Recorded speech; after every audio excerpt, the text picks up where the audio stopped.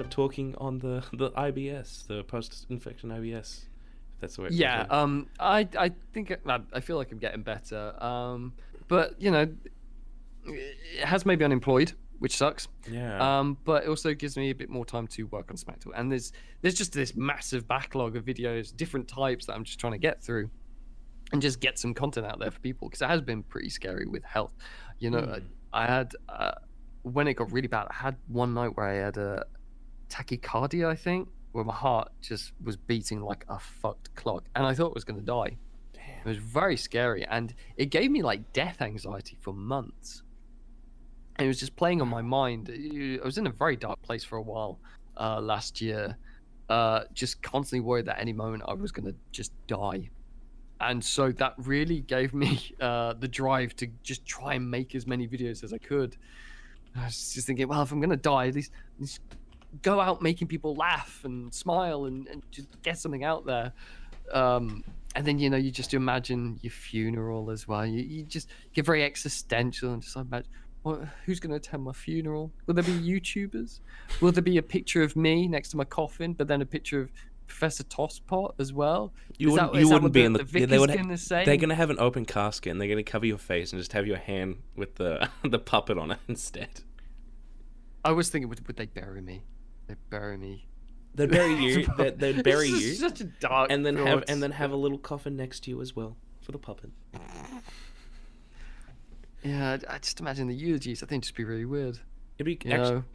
actually, you know, what'd be even more fucked up if someone else in your life kept doing the puppet thing, had the exact same voice, and really fucked with the fans because they don't even mention your death. They just keep it going. Like you just don't even Pass the mantle on. and no one knows. No one knows. You're like the Phantom. To be honest, my biggest worry that if I was going to die, when people are clearing out my house, if strangers cleared out my flat, they would find the cupboard where all the puppets are kept, and they're going to be like, this guy was a fucking weirdo. Where are the bodies hidden? There's a bit of a stigma with puppets. Like, you play with puppets, you're a weirdo. Yeah. You like puppets. You like to manipulate things. You're probably a serial killer. Yeah. Well, just touching on that with the like finding things in your closet, like that is a really like interesting like existential thing, and like this came to my mind very clearly. Do you know Jeff Buckley? He did like the cover of Hallelujah, like ages ago in the 90s, and he got like really popular, and he got very popular, but then he died, 94 I think. Well, there was like yes, yeah, he his mum and I think it was like the record company went through a lot of his old recordings and like studio tests and stuff like that, and made an album, and it's an amazing album. Like it's such a good album. It's called You and I by Jeff Buckley.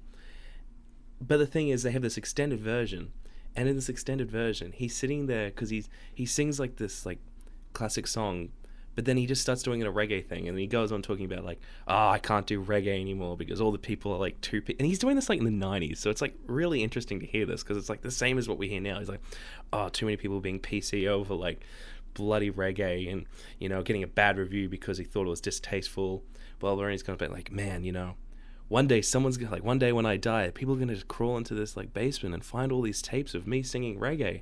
It's gonna be insane.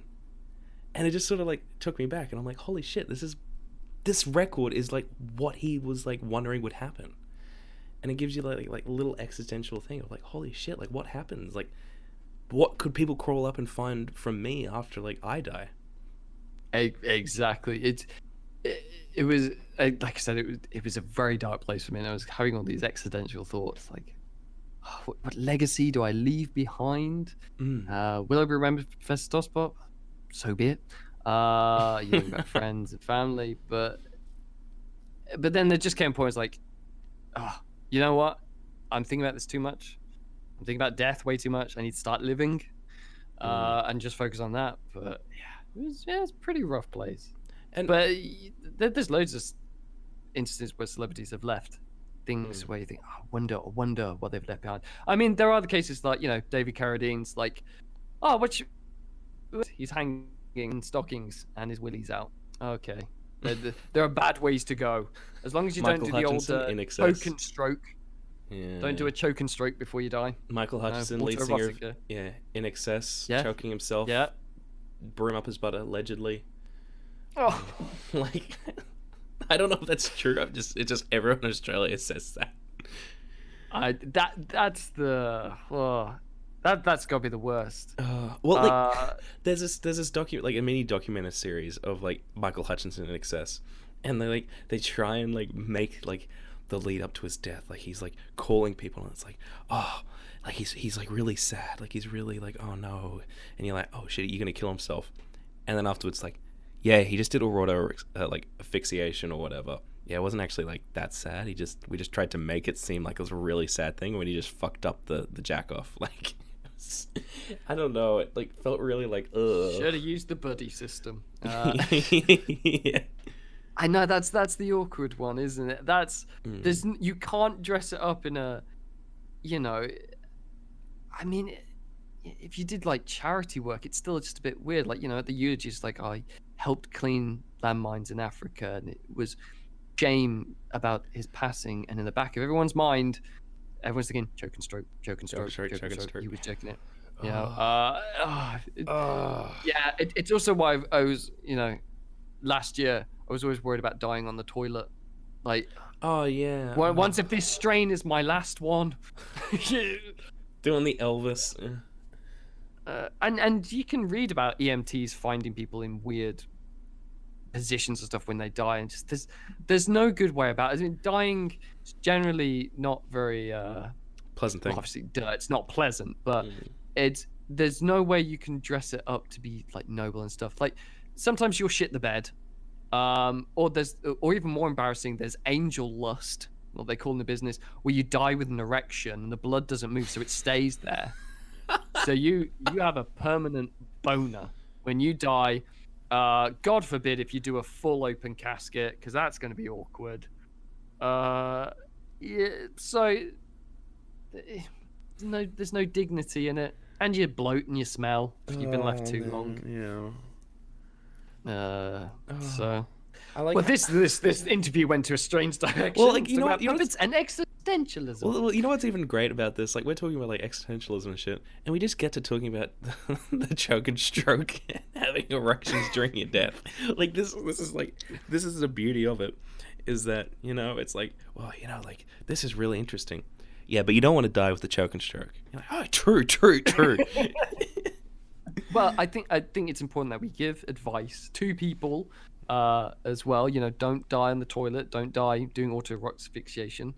But like, if you feel like you're having a heart attack, tuck your boner between your legs. That's that might help. Well, I think Michael. I'm worried if they pry your legs apart, just boing, hit them in the face. Actually, I think Michael. I do an autopsy here. Got a dick to the face.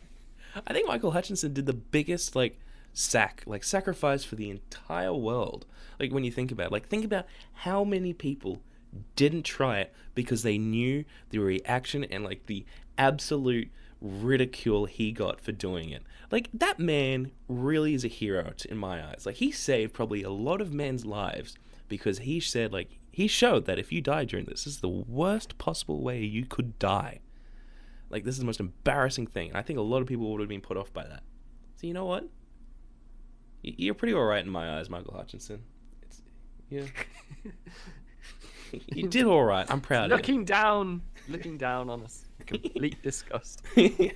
You saved a lot of people, and that's what you should be remembered by. Not your music, just the fact that you saved a lot of people from dangerous masturbation. Yeah.